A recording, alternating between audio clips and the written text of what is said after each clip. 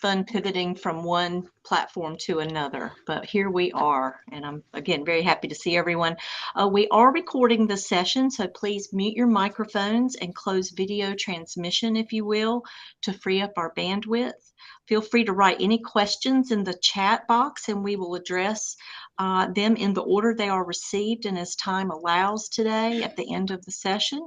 Today's recorded installment will be accessible via the SAA YouTube channel and its IAAS Archival Vistas playlist.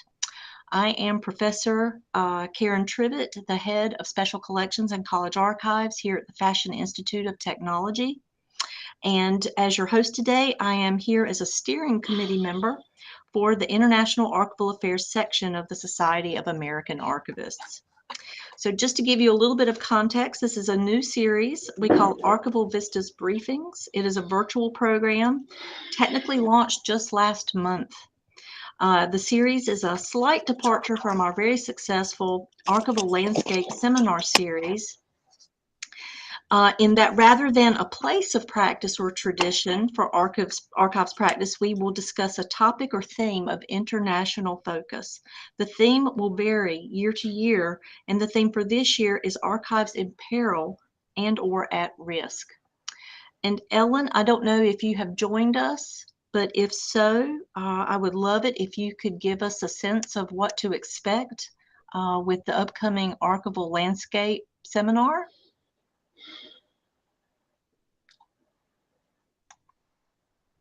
We might be waiting for Ellen to join us. And you know what? I'm going to put in the chat a link to get all this information at another time, and maybe within the session today. So let me grab the site link, and this will lead you again in the chat to our microsite.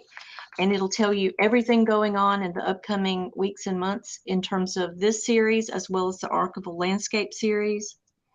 So now, without further delay, I am honored to greet you today and today's guest, Dr. Saad Eskander. He is the former director of the Iraq National Library and Archives during the invasion of 2003. And currently, he is the Cultural Heritage Advisor to the Iraq Ministry of Culture, Tourism, and Antiquities. Welcome, Dr. Eskander, and audience members.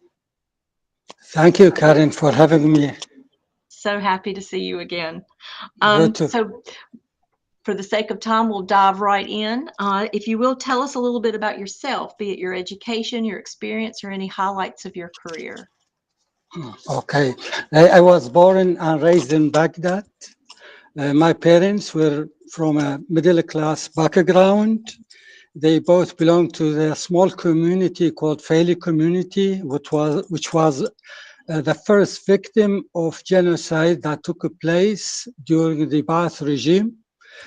This explains partly why I'm very passionate about archive in relation to transitional justice. Because of racist regulation adopted by Saddam Hussein, I wasn't able to finish my education in Iraq. I wasn't allowed. That forced me to go to UK, where I finished my BA, MA, and PhD between the years 1992, 1999. After the fall of regime of Saddam Hussein, I immediately returned to Baghdad. Very good. In short, I'm just wondering, how might you further describe the mission of the INLA before the invasion and after the invasion? Yes,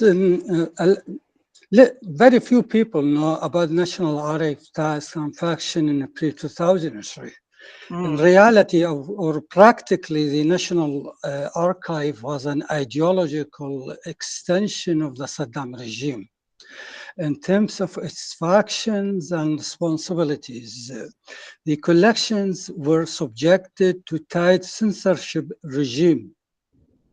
The aim was that scholars, researchers could only access those information which was in line with the ideology of the ruling Baath party.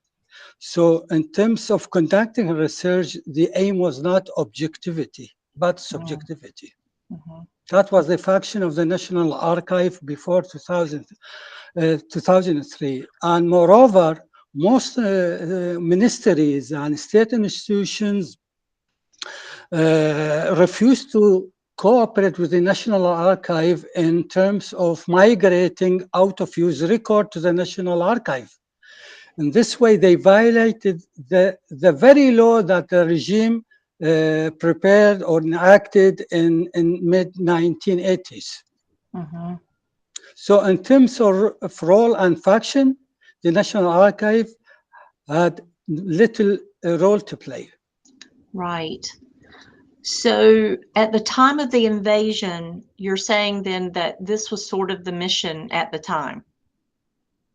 Okay. Yeah, and Yeah. yeah, in post 2003, we were free to do what we can to do to reconstruct the country. Mm-hmm, So mm-hmm. with a group of Iraqis, we returned to Baghdad from exile. My aim first was to be a university professor, not a national archivist. Mm-hmm. By profession, I'm a historian. Mm-hmm. I know a lot about the history of the region, and I know a lot about the archives of Iraq and foreign countries. So I started the process of modernizing the National Archive by removing all types of restrictions and censorship. I force all the ministries and state institutions to adhere to cooperate with the National Archive, to migrate all the out of use records. I stopped them from burning their archives because basically the country was in a chaotic situation. So I was able to get some executive decision from the governing council to prevent that.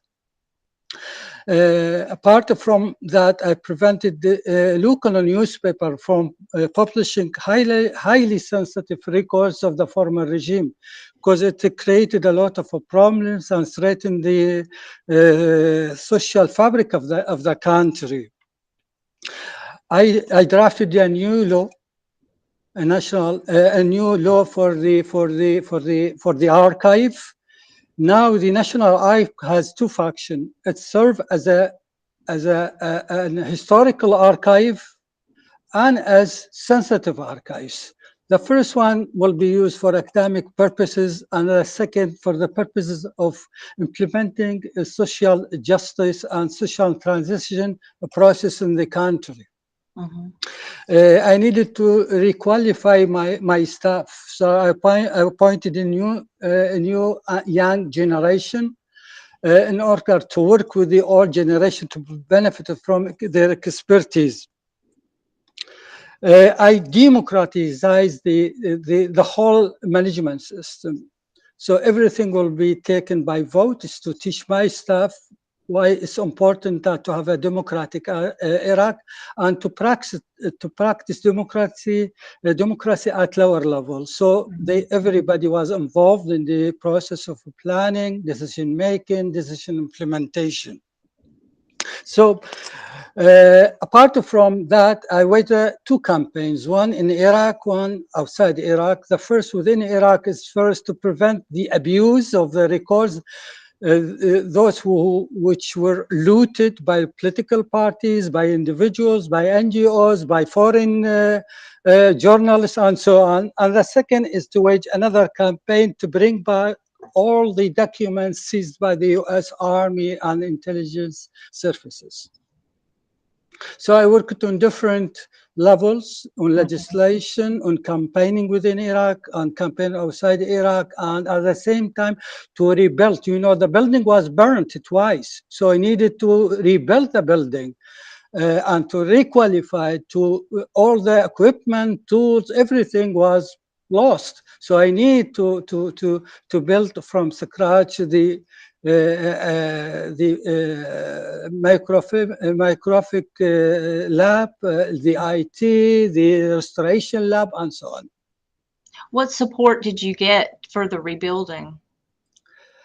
I got two kinds of support: moral support from my colleagues throughout the world, from the United States to Japan to UK to Italy to the Czech Republic. So that was extremely important for us to feel we're not alone in Right. this chaotic situation where the country was not stable under occupation, attacks from the terrorists, Al Qaeda, and so on. So morally, it was important to have such a support from the outside. We got also material support in Mhm. terms of equipment from Czech Republic and US and other places, and we get trainings opportunities again in the US, in Britain, in France, in Czech Republic. So all of these help us to stand on our feet. And who was primarily, were you primarily responsible for, it sounds like a massive coordination effort. Yes, I didn't have a grand design in my mind. I worked day by day Mm, based on the opportunities which are available for me. For example, when I went to the UK, I talked to the head of the British Library how to help us, because mhm, we lost a lot of documents that cover our history. I knew that the British Library has a good collections on Iraq's history. So we agreed that they would send us digital copies of the India office archive to rebuild our collection. From the Czech Republic, we got the support in terms of technology equipment, modern equipment. They help us to build a new microfilm lab and to have a new restoration lab. From the US, again, we got some training opportunities, equipment from for example, the Ohio Genealogical Society. They sent us their microscopic lab to Baghdad. wow. So we got help and support even from Japan, where we get a lot of PCs because we needed to have a database for our collections and to start digitalizing our collections. Mhm, mhm. I'm just curious, what would you say you wish you had known? Obviously you couldn't know the future, but if you had known before the invasion, what would those elements be? And how would you prepare if you had had that knowledge? Uh, I really astonished by the extent of the damages that Saddam inflicted upon our heritage, upon our culture, upon our national memory. The infrastructure of cultural heritage institution were in very bad shape. The morale was very low, and no one was prepared for any disaster. So the lesson I draw from this experience, like in a country like Iraq, has a very unstable history, it's extremely important to be prepared, to have in advance beforehand a preventation plan, disaster prevention measures. Yeah. Unfortunately, we didn't have anything before Mm, 2003. All they say that Iraq was bright and nice under Saddam Hussein wasn't true, because the looting and the destruction started well before 2003 invasion. We lost during the 90s what equivalent twice to what we lost in post 2003 really? in terms of collections, in Hmm. terms of archaeological objects, in terms of manuscripts. And that was just to scrub the history to his whim? Yes, Yeah, unfortunately, a lot of people just focus on the invasion period and Mm-hmm. post-invasion period. Right, They right. don't go back to see that the disaster started during the Iraq-Iran war. The National Archive was an independent entity with an influence. Mm-hmm. They made it a small entity and merged it with the National Library. In terms of factions and financial ability and technological ability, it was minimal Mm. compared to the task placed on its shoulder. It sounds like he had such a strong arm. I don't know if you could have done anything to prevent the damage that he inflicted. But what, if any, lessons can you say you took away from both the situation in the 90s and the situation in 2003?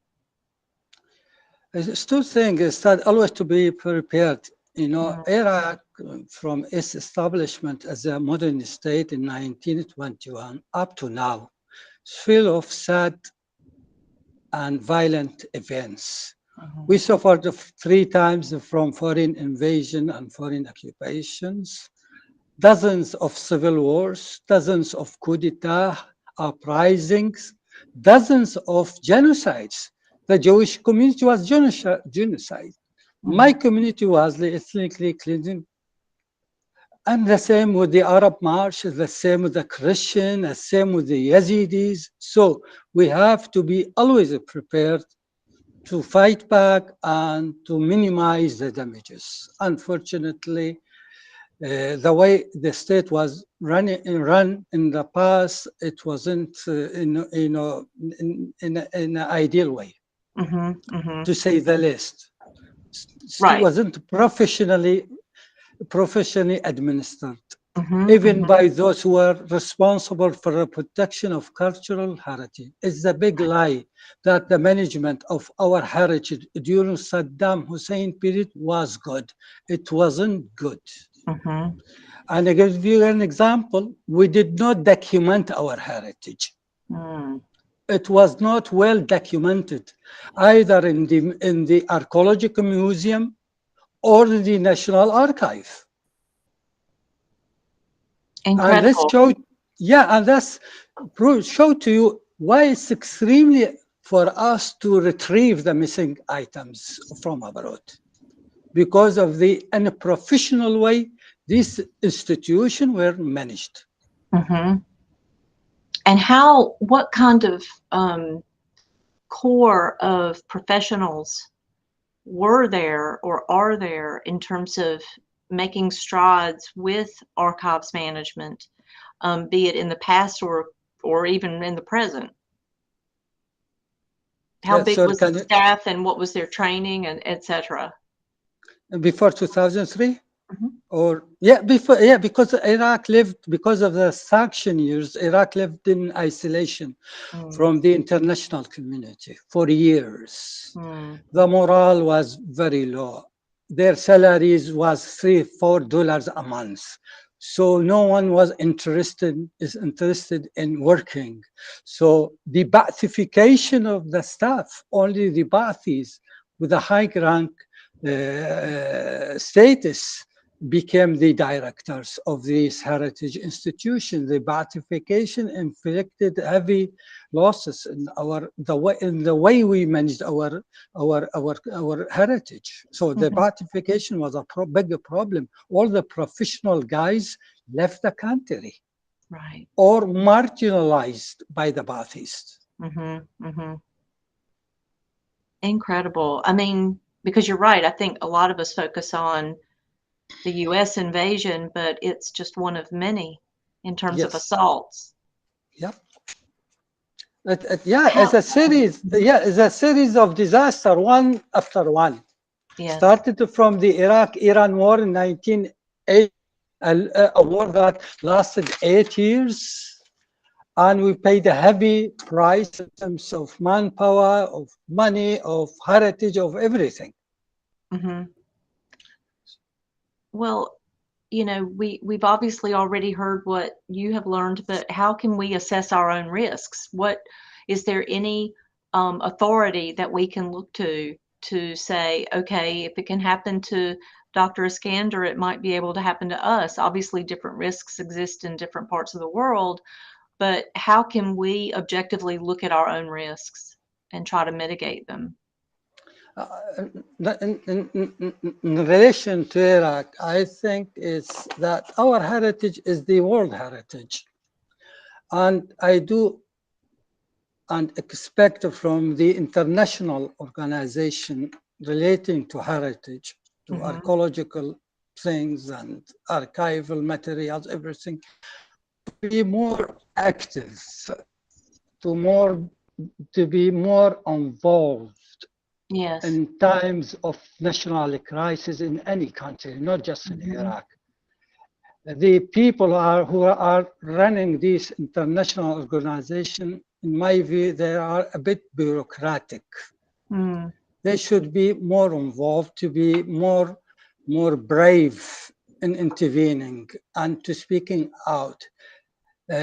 For example, when the Iraqi National Guard attacked my institution and attacked me personally with the help of the US Army, only the American archivists and the Canadian archivists stood by me.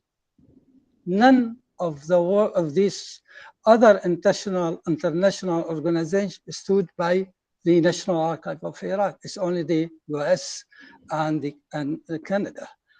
And what's the point in having international organization if you cannot help in times of a crisis in this country or in that country?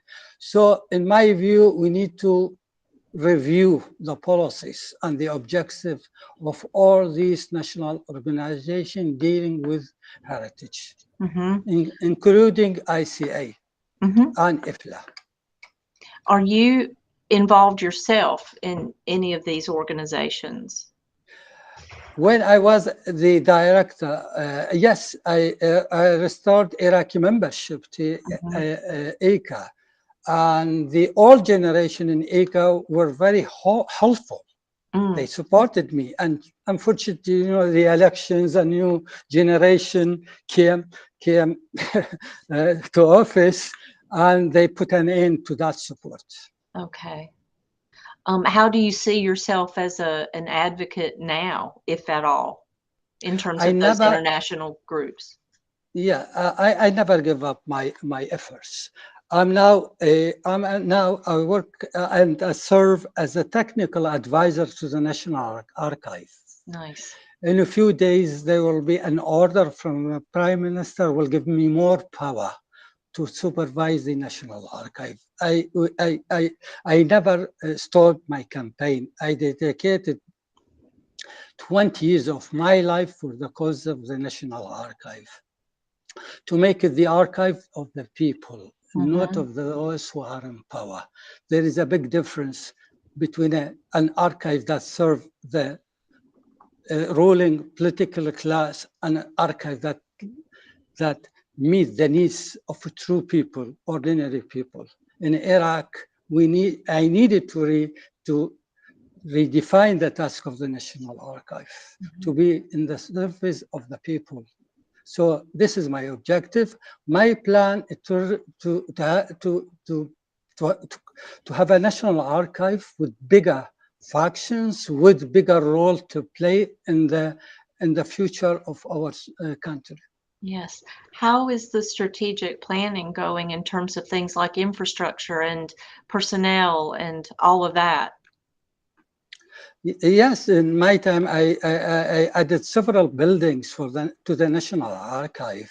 Now, one of them, which is the biggest, which costs us about $20 million, is we call it the digital library. In fact, it's all about digital materials, the heritage of the country. All of this heritage will display to the world, free of charge. Archaeological objects, manuscripts, documents, rare books, everything. So we need another year to complete that project, and I took steps in coordination with the Prime Minister's office to go forward but still we took important step Mm-hmm, in mm-hmm. that direction, and I hope within a month we will see the result. That's amazing quickness of turnaround, I guess, to go from the state of peril you were in to what is a $20 million facility with such state-of-the-art digital capabilities. Yes, not only that, we succeeded in retrieving millions and millions of documents from America. Yes. Now we started to see them, to study them, and we found a lot of crimes, committed crimes, the names of the victims. Mm. That's why our role extremely important, because we didn't know. For example, I don't know about the mass grave of my community.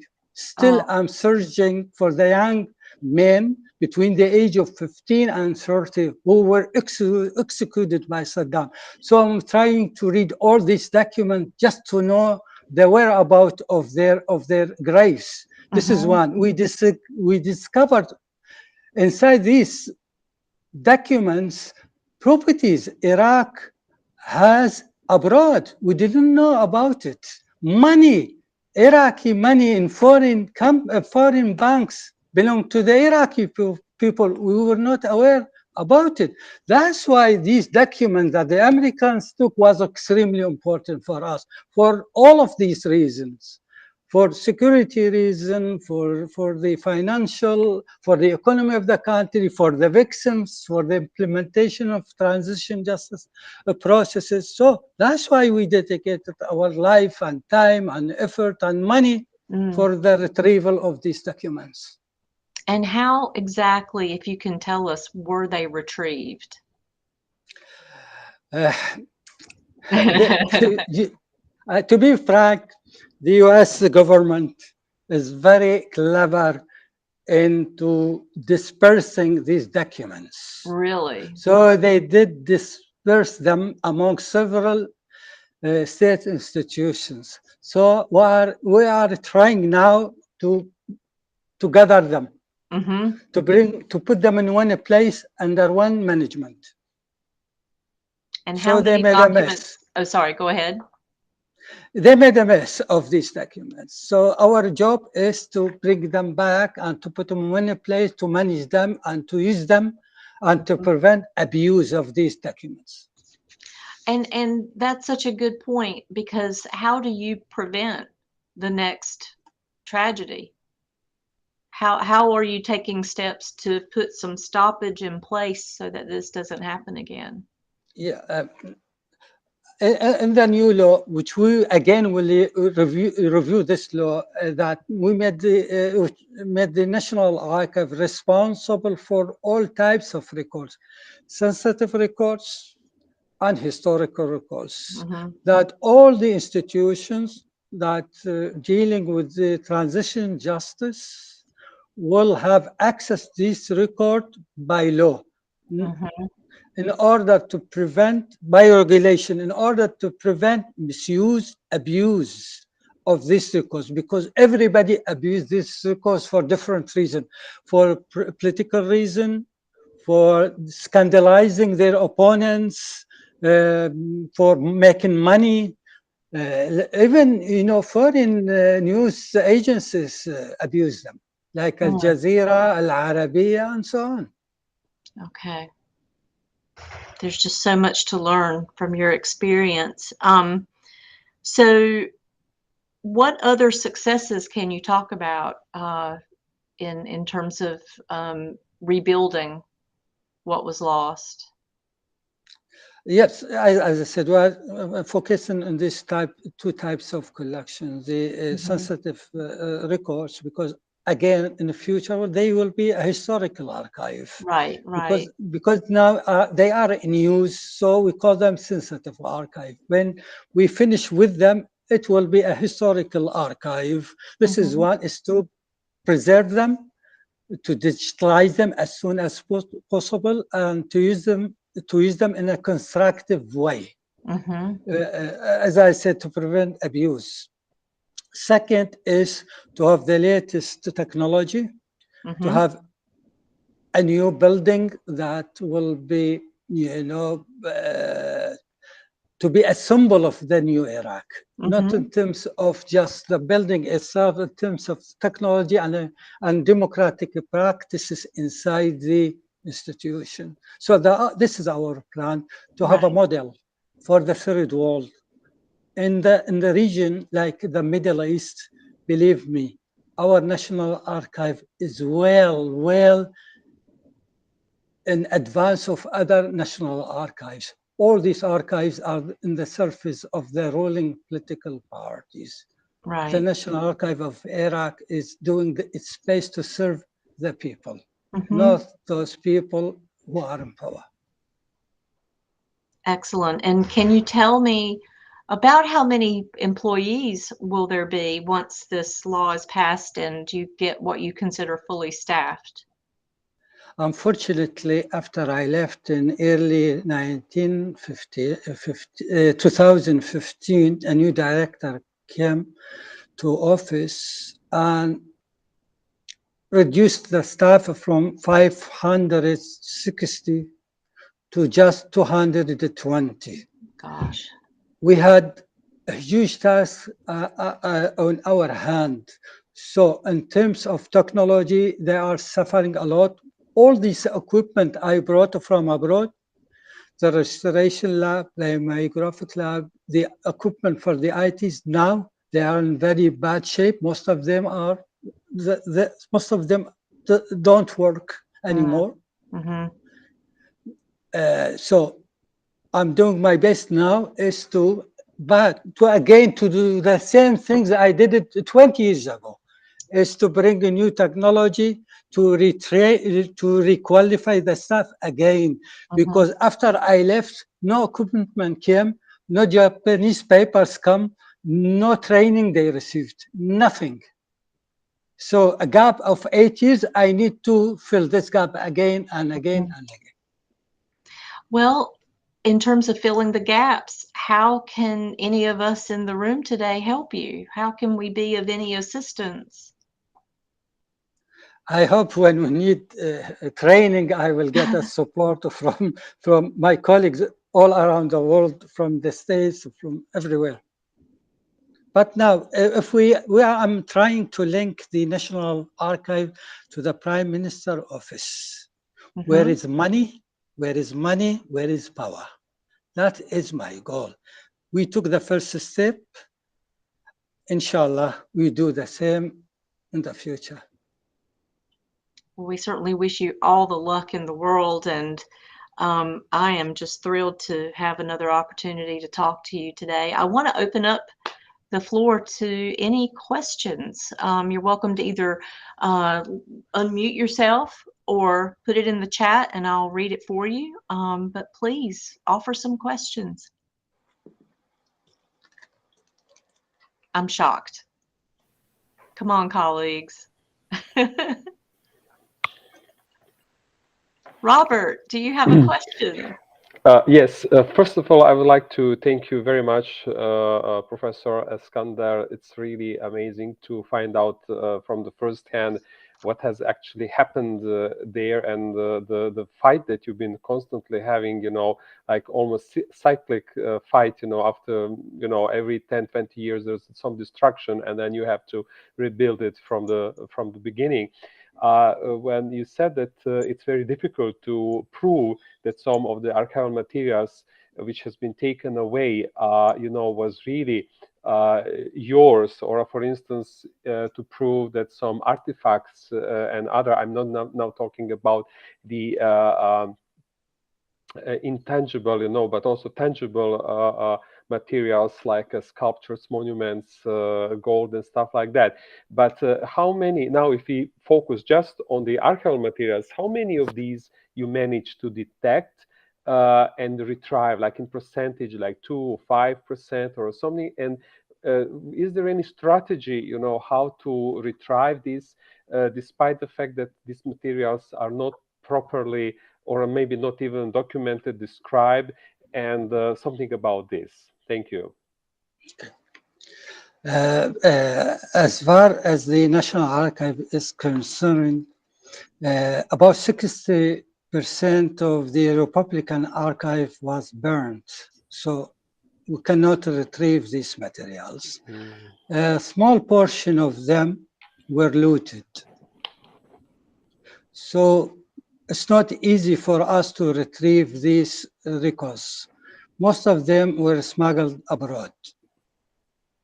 Well, what I focused on is the sensitive records of the former regime, which created by this repressive security organization of the former regime, because we need them for this generation, for the future generation, to know the facts, to know the truth of the brutality, not only of Saddam Hussein, even other rulers who ruled the country. You know, in the 30s, we had genocides. In the 40s, we had genocides. In the 60s, we had genocide. In the 70s, 80s, 90s, and even at the last event is Daesh. What did with Yazidi people, with the Christians, with the Shia, with other. So my campaign was on these sensitive records that were seized by the American military and intelligence services. And we did succeed in a short time. In 10 years, it's not a long period to retrieve these records compared with South Korea, with Poland, with Germany. They took them decades to retrieve these records from the United States. It took us only 10 years. So it's a success for us. Thank you very much. I would like to add, like very last, we have in my archives, Blinken Open Society archives, we have the last days of the Saddam's regime and his television screenings, you know, with this very patriotic, promotion, boosting the national.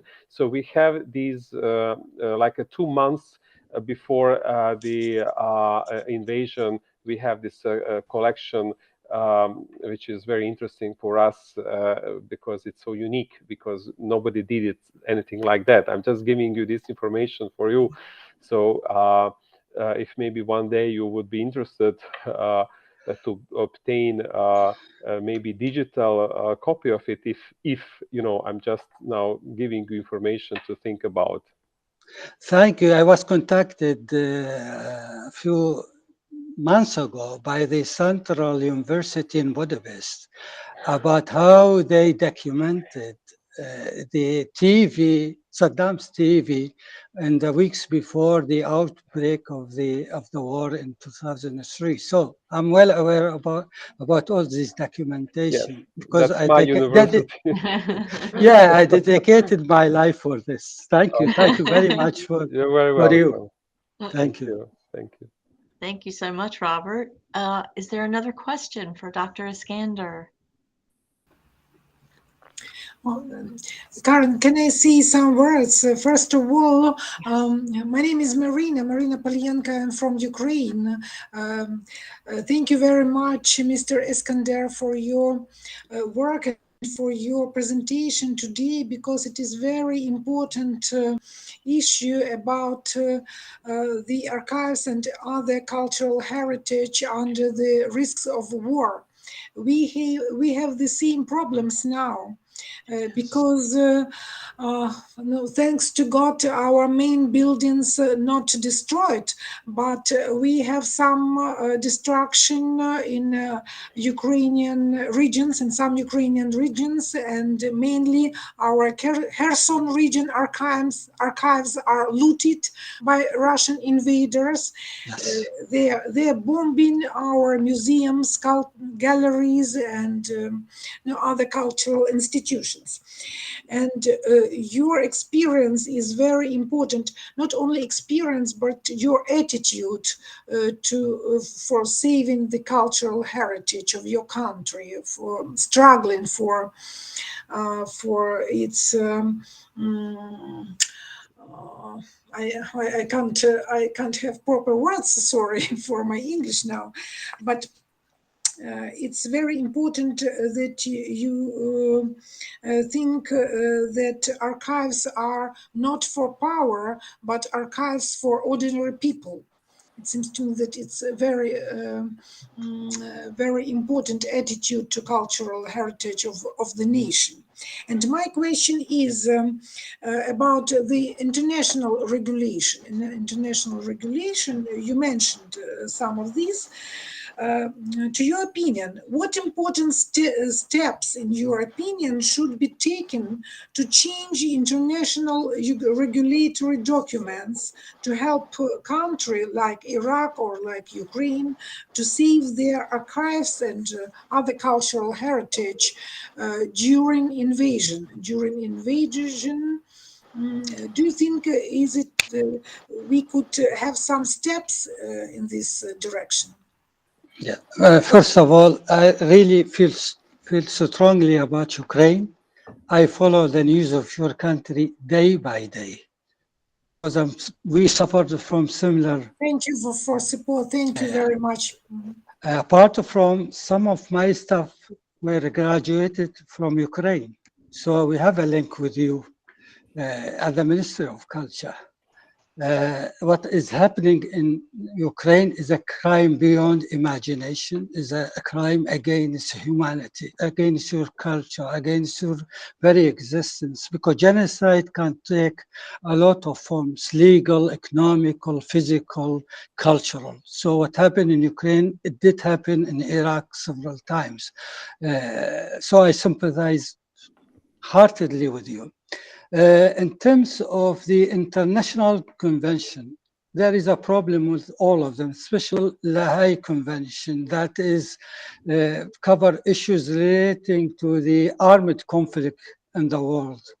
In my view, if a country like the United States, which is the most powerful country, doesn't sign or doesn't be a party to it, so what's the point in having this international convention that not just America, other countries cannot live up to their responsibilities towards these occupying territories. So we need the other international organizations like ICA, IFLA to fill this gap, to be prepared to have international declaration or statement that oblige all these countries to help you and us in times of national crisis.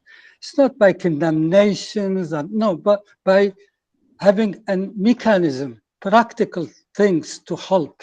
You know, for example, you need to relocate your collections.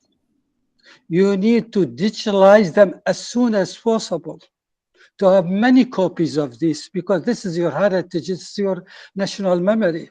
So this is the role of this international organization, which I did criticize.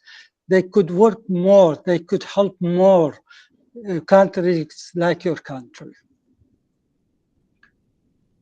Thank you for your opinion, and thank you for your support and for your vision. Thank you. You are welcome. Thank you. I'm gonna just take the lead on that and just ask Marina, are you digitizing and replicating the most critical records so that if the worst should happen, you can reclaim that information? Yes, Karen, we now in a process of digitalizing our documents, and now we have some helps from international organization, but we don't have financial funds for our government now, because it doesn't have any problem. Any money for this